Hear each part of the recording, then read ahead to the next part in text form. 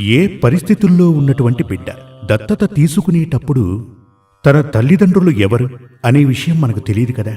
90% వరకు ఆ బిడ్డ యొక్క పుట్టిన తేదీ సమయం మనకు తెలియదు.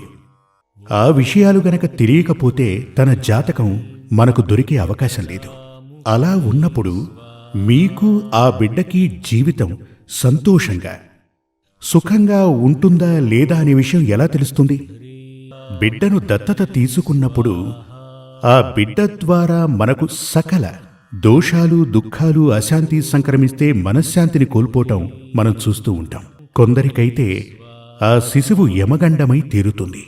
ఇప్పుడు పిల్లలు లేరే అనే ఓ దుఃఖాన్ని తొలగించుకోవటం మానేసి ఆ దుఃఖం నుంచి తప్పించుకోవడానికి ఓ బిడ్డని దత్తత తీసుకుంటారు. ఆ బిడ్డ ద్వారా కష్ట నష్టాలు.